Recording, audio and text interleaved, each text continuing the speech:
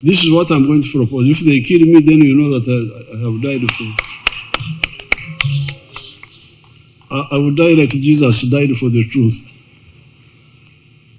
We have been telling you that the economy of Uganda has gone through 5 phases. Phase 1 was the minimum recovery of the small enclave economy, of the 3 C's and 3 T's. Just being able to put back the supplies in the shops. Some of the factories produce sugar, make available salt and soap and so on. Then the second phase was expansion of the small economy of the colonial times. Then the third one was diversification, bringing more products. Like milk, milk was not a cash product. It was not among the 3 C's and 3 T's. But all these products are now cash: bananas, fruits, beef, and so on. Then value addition, phase 4. And phase 5, science-led transformation. This is where you have the Kira motors, you have the human and the animal vaccines, which we are talking about now. So therefore, Uganda is really unstoppable. The acaricides were a bad replacement because they are toxic.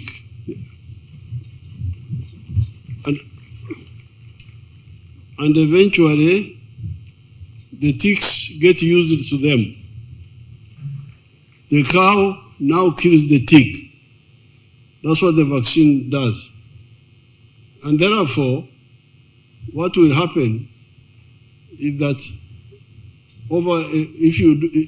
how long does it last in the body of the cow?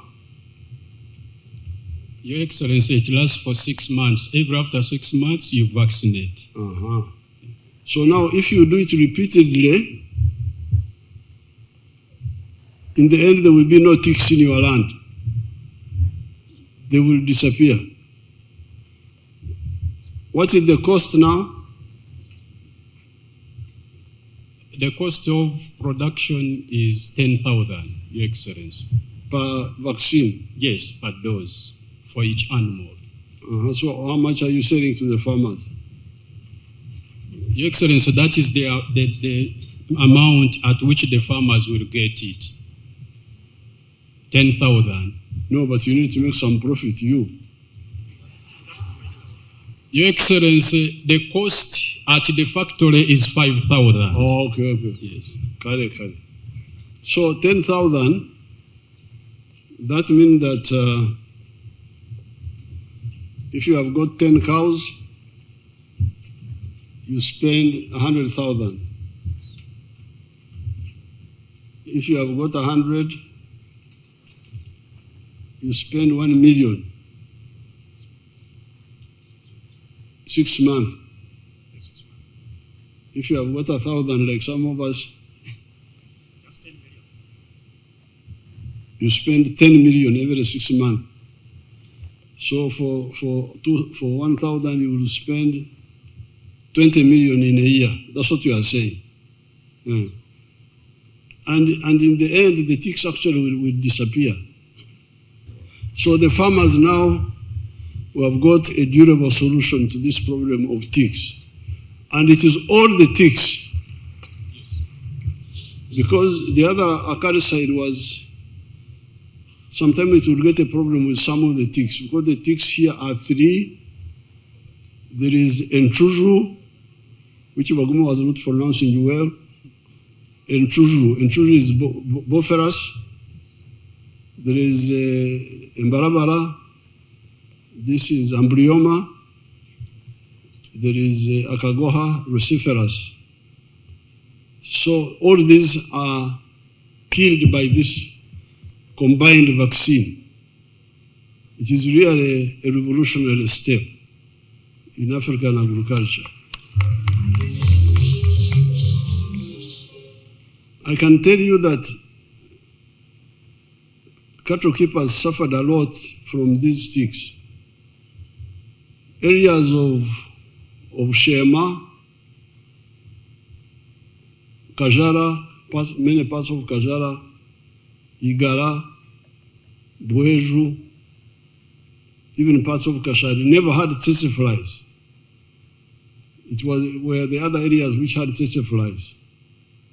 But the biggest problem was ticks. These ticks would cause 4 diseases in cows.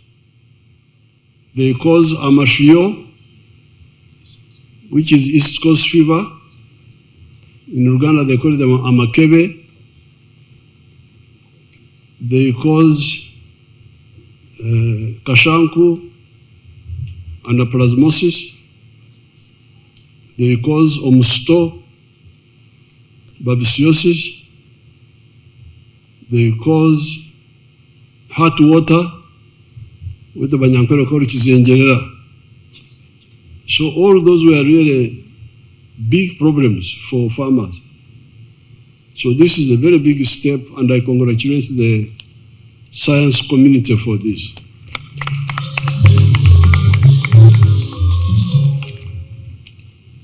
I have been working to stabilize our science community. That's why, although I had opposition from other people, I insisted on increasing the pay of the scientists.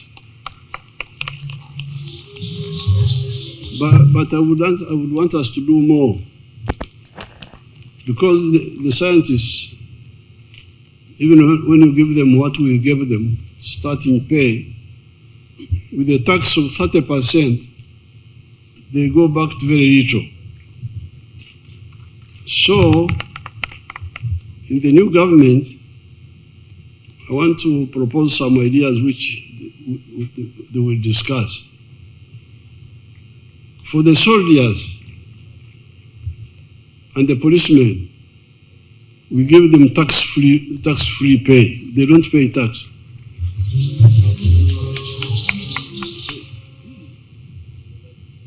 You Ugandans, if you really want your economy, your agriculture to stabilize, your economy to stabilize, these scientists, what if we treat them as soldiers and we said, okay,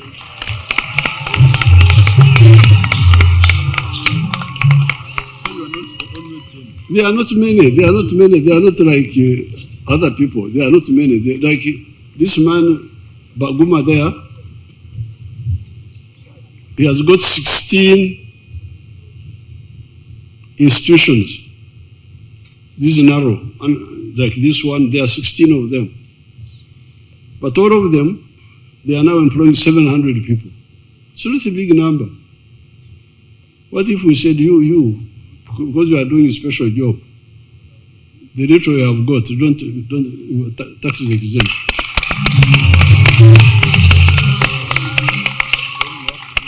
And we did the same for the doctors. Those doctors, so they stabilize. And the engineers, they are not very many. This is what I'm going to propose. If they kill me, then you know that I have died for. I would die like Jesus died for the truth. But these people, as you will see the impact they will have in agriculture, because of what they have done here, is incalculable. Yes, I did literature. I can quote for you what Shakespeare said, and where he was standing, he was looking this way and he said this, but this one will not solve the problem of the ticks. So I think we, the social scientists, should be a bit polite and use these, our scientists, brothers and sisters, to build up this economy fast And then we can also come in scientists and record history and literature and songs and so on. But I'm going to say, when I have eaten, that's when I appreciate fashion. I first eat and then I appreciate fashion. So I congratulate the scientists. For me, I will give you all the support.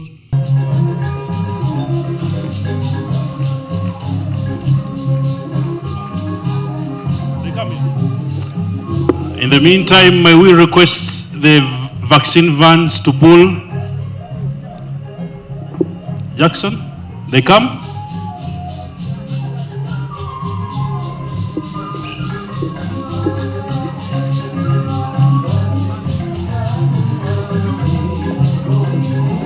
Of the award to His Excellency, a round of applause, ladies and gentlemen. I think His Excellency has been very firm and committed in supporting scientists, and he very much deserves that award. Hope we have worked very hard to ensure that we reach this moment.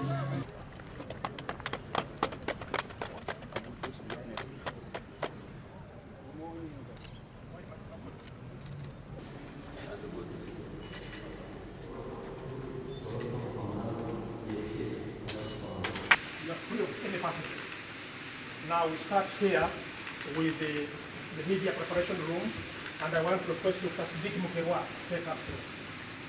This is the most welcome on the African continent. And the vaccine we are going to produce here is going to help your farmers in Uganda, but it will also be exported to our farmers abroad. Now we come to the Royal Factory, and I want to introduce to you Professor Justus Mutaisire to take us through. Your Excellency, welcome. This room, Your Excellency, the seed contains the cell of the protein. We use our bottles, and after cleaning them, we then take them here for drying.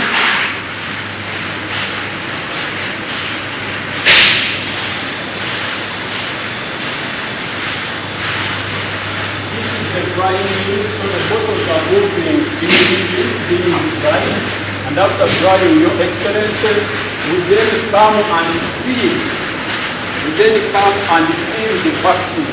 Because the vaccine has already been produced that side, the bottles have been cleaned, dried, so here we fill, and this is now the filling machine.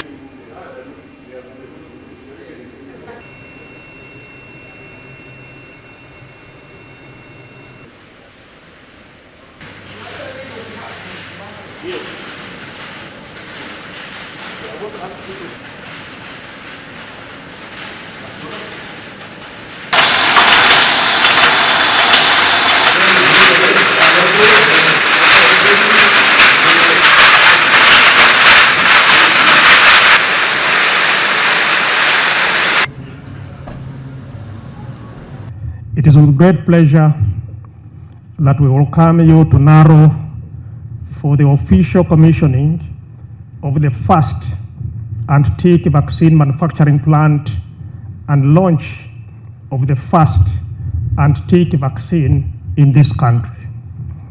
This is what farmers have been waiting for. This is what Ugandans have been waiting for. This is actually what Africans and beyond have been waiting for.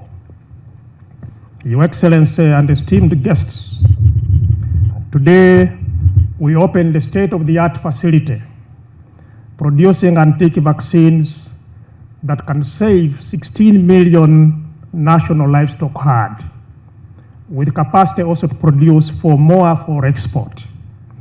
Indeed, Uganda, East Africa, and Africa as a whole, we are proud to have such an innovation at this time when they have a shared vision to develop sustainable and resilient food systems and economies across the entire African continent. The blue tick, which we call Ishojo, and the boat-legged tick, which we call Mbarabara in Uganda. Vaccine effectiveness against multiple tick species affecting the same host was rated at 93.2%. Your Excellency, this is a world record that has never been attained ever since this started. And we are proud that this has happened at this time. Your Excellency, this manufacturing facility established by NARO is among a few modern pharmaceutical facilities on the continent designed to manufacture veterinary vaccines. We have inspected several on the continent, but this is really ultra modern. There is value for money.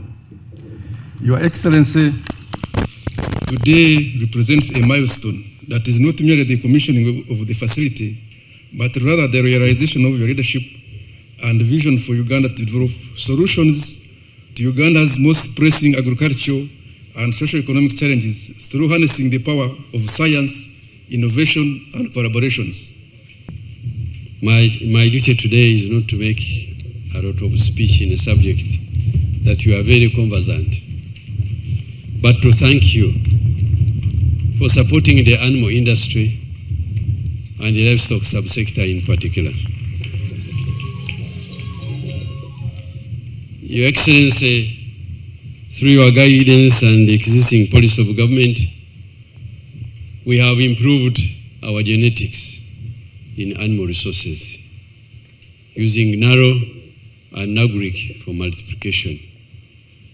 And I'm happy to say that in the dairy sector, we are proud to be recording 5.3 billion liters of milk annually for a mere 700,000 liters in 1990.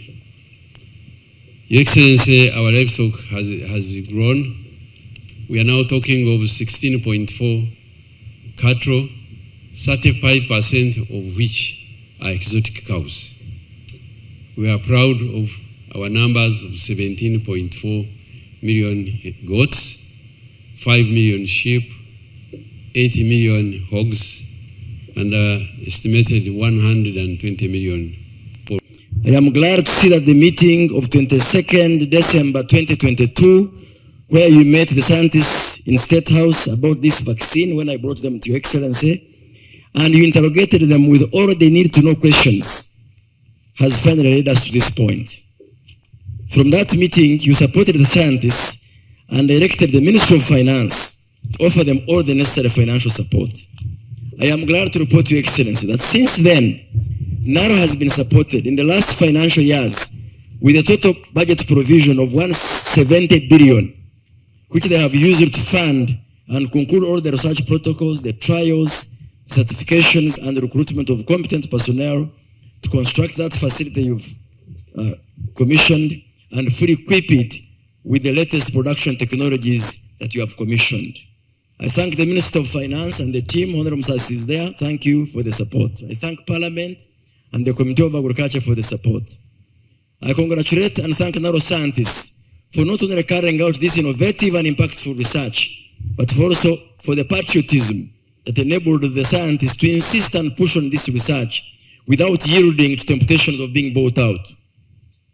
Your Excellency, as the Ministry responsible for policy formulation, together with my team, we have tasked NARO to ensure that their research they undertake always translates into results that offer solutions to the problems of the farming community and the wider society.